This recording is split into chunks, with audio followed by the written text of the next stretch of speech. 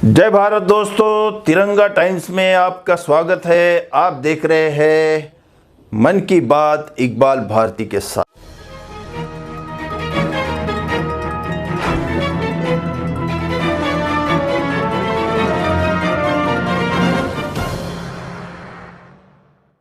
Cigarette मैं पीता नहीं हूँ, मगर लाइटर हमेशा पास रखता हूँ धमाका करने के लिए। आपने शोले पिक्चर देखा होगा। शोले में एक ही गब्बर है, लेकिन मैं आज आपको गब्बरों के टोली से मिलाऊंगा, और वो गब्बरों की टोली है महाराष्ट्र राज्य विद्युत वितरण कंपनी के भ्रष्ट अधिकारी। तो आइए हम देखते हैं कि इन गब्बरों के टोली ने अपनी चिलम जलाने के लिए हमारे घरों में आग कैसे लगाई। 1 मार्च 2020 को टोरेंट नामी जालिम कंपनी को मुंब्रा, कौसा, दीवा और शील में ठेका दिया गया महावितरण का।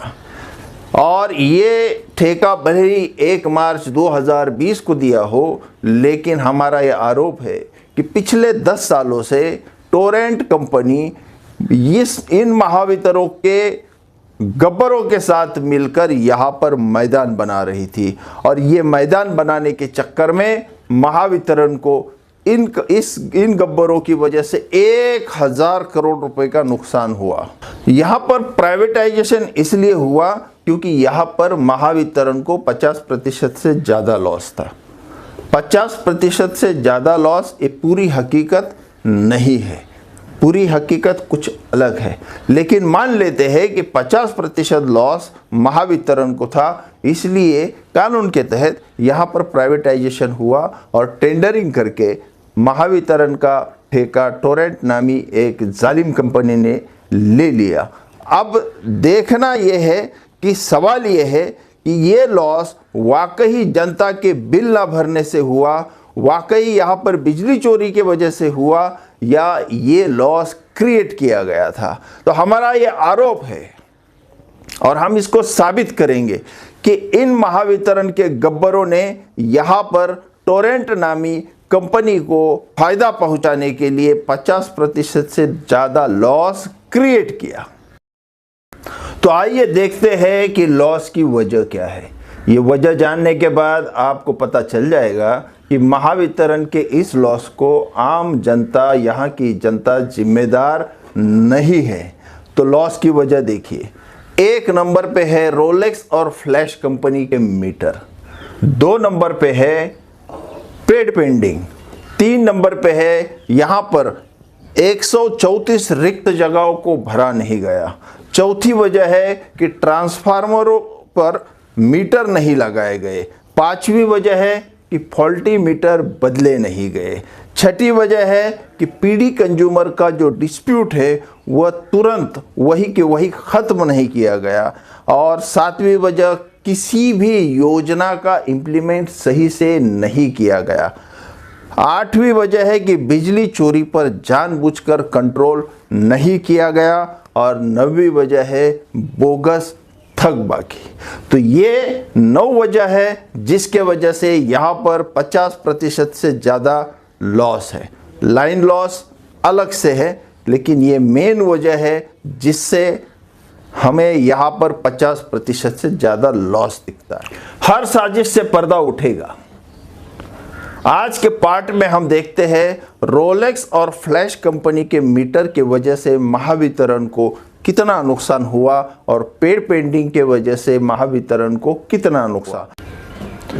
तो आइए देखते हैं कि इस चार्ट के माध्यम से कि रोलेक्स और फ्लैश कंपनी के मीटर के वजह से कैसे नुकसान हुआ। तो थाना 3 में तकरीबन 30,000 मीटर है रोलेक्स और फ्लैश कंपनी के, और कलवा उप विभाग में 20,000 है।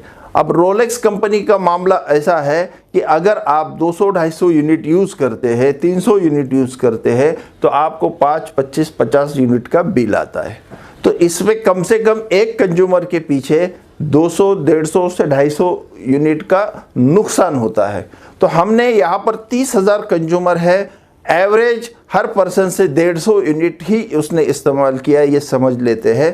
तो यहाँ पर देखेंगे आप कि ये 30,000 consumer average use 150 unit rate हमने 8 ही रुपये पकड़ा है कमर्शियल और रेसिडेंटल होने के बावजूद, तब भी हर महीना 45 लाख यूनिट वेस्ट होता है।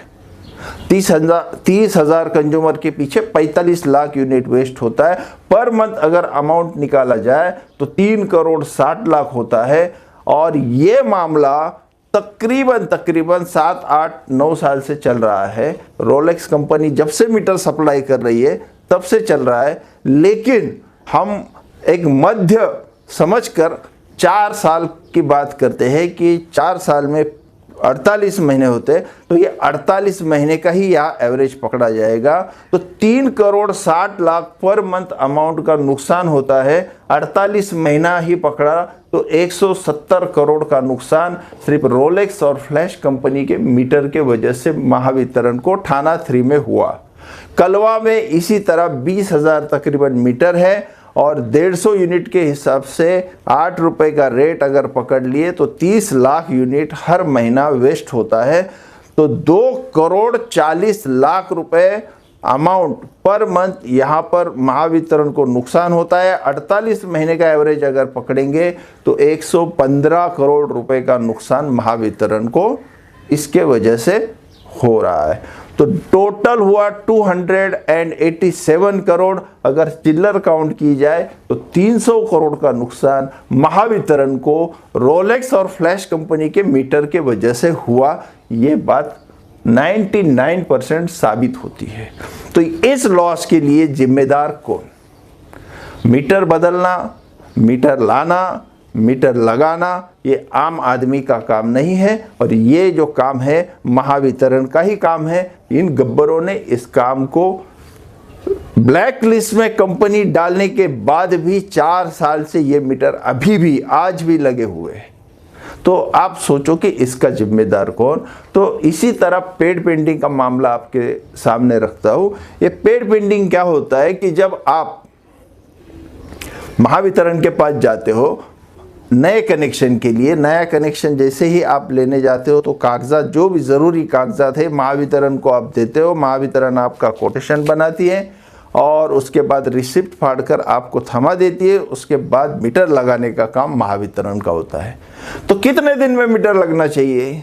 1 दिन में, 2 दिन में? यहाँ पर इतना लॉस है तो तुरंत देना चाहिए, लेकिन फिर भी हम 1 दिन, 2 दिन, 3 दिन, 8 दिन, 15 दिन, मैक्सिमम 21 दिन के अंदर मीटर देना चाहिए। आप यकीन नहीं करेंगे 2-2, 2.5 साल से पेड पेंडिंग चालू है और ये आंकड़ा बढ़ते बढ़ते सिर्फ थाना 3 में, कलवा की बात नहीं कर रहा हूं, सिर्फ थाना 3 में 18,000 पेड पेंडिंग हो गया। और ये 18,000 पेड पेंडिंग ये एक महाराष्ट्र में सबसे बड़ा रिकॉर्ड होगा कि 18,000 एक थाना 3 में इतना बड़ा पेड पेंडिंग हो गया। और पेड पेंडिंग के वजह से महावितरण को कितना नुकसान हुआ, आइए मैं तुमको एक चार्ट के जरिए दिखाता हूँ। गौर से देखिए इस चार्ट को। इस चार्ट में आपको पता चलेगा कि 18,000 पेड पेंडिंग, और हमने चलो 2-2.5 साल है तो हमने एवरेज मध्य 18 महीने का पकड़ लिया। तो 18 महीने में अगर एवरेज यूनिट, उसको तो रोलेक्स और फ्लैश जैसा 20, 25, 50 यूनिट का बिल नहीं आएगा, इसलिए यहाँ पर वो एवरेज यूनिट 200 पकड़ा है और रेट 10 रुपये है। तो महीने का यूनिट 36 लाख हुआ। तो 3 करोड़ 60 लाख ये महीने का नुकसान। और इसी तरह अगर 18 महीने एवरेज निकाल देंगे तो 64 करोड़ 80 लाख रुपए, चिल्लर मिलाकर 65 करोड़ रुपए का नुकसान महावितरण को इन गब्बरों के वजह से हुआ। ये सबसे बड़ा महाराष्ट्र में एक नमूना पेश किया जाएगा कि 18,000 पेड पेंडिंग यहाँ पर था। थाना 3 में आपको, अब इसके बाद मैं तुमको एक खुलासेवार बताता हूँ कि थाना 3 में 40 MU लाइट आती है एवरेज, 40, 41, 42, 39 ऐसा। तो 40 MU बिजली यूनिट जो है थाना 3 में आता है। 1 MU 10 लाख यूनिट का 1 MU होता है। तो 40 MU लाइट थाना 3 में आती है, 1 MU को 10 लाख यूनिट लग। रोलेक्स और फ्लैश कंपनी के मीटर के वजह से हर महीना 45 लाख यूनिट वेस्ट होता है।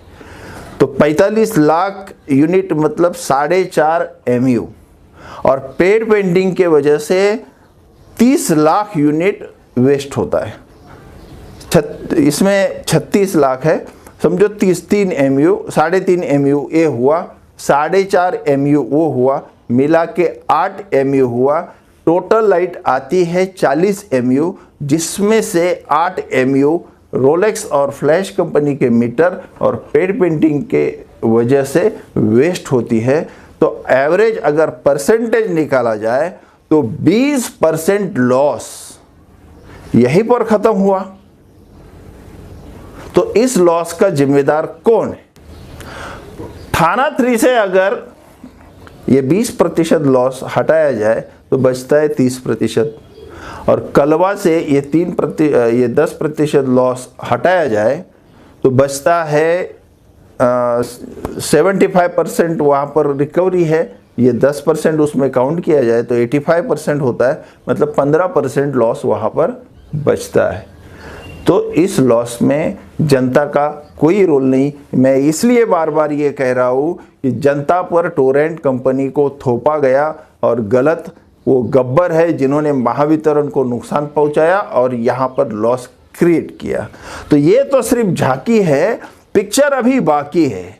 पूरे मामलों से पर्दा उठने के बाद ये मामला जनता की अदालत में रखा जाएगा, उसके बाद हाई कोर्ट में जाएगा। तो आप लोगों से आह्वान है कि आंदोलन को ठंडा मत होने देना। अगर आंदोलन ठंडा हुआ तो टोरेंट का पड़ेगा डंडा, और टोरेंट का डंडा आप सह नहीं पाएंगे। अगर आपको देखना है कि टोरेंट के जालिमाना कहानी अगर आपको सुनना है तो आप भिवंडी जाओ, अहमदाबाद जाओ, आप के रिश्तेदार हो गए, आपके दोस्त हो गए, उनसे पूछो कि टोरेंट की जो जालिमाना हरकतें हैं वो किस हद तक है। वो हर तरह से प्रशासन को यूज़ करके आम आदमी को इतना प्रेशराइज करती है। तो कईयों ने अपने घर छोड़े, कईयों ने अपने कारखाने बंद कर दिए। तो ये कहानी अभी बाकी। इन गब्बरों ने न सिर्फ महावितरण को 1000 करोड़ का लॉस पहुंचाया, बल्कि महावितरण, महाराष्ट्र शासन और यहाँ के विधायक, आमदार, मंत्रियों को तक गुमराह किया। उनको ये बताया कि यहाँ की जनता चोर है, यहाँ की जनता बिल नहीं भरती है, इसलिए महावितरण को लॉस है। तो ये लॉस किस वजह से है, ये आपको फिर एक बार इस पर गौर व फिक्र करना चाहिए। तो आज के लिए बस इतना ही, और भी धमाके है। आप चैनल को सब्सक्राइब करो, लाइक करो, पर्सनल शेयर करो, ताकि काफ़ी लोगों तक ये मामला जाना चाहिए और आंदोलन को ताकत मिलना चाहिए। तो बेल आइकॉन का बटन दबाना मत भूलिए। जल्द ही मिलते हैं और इससे भी बड़े धमाके के साथ। जय भारत।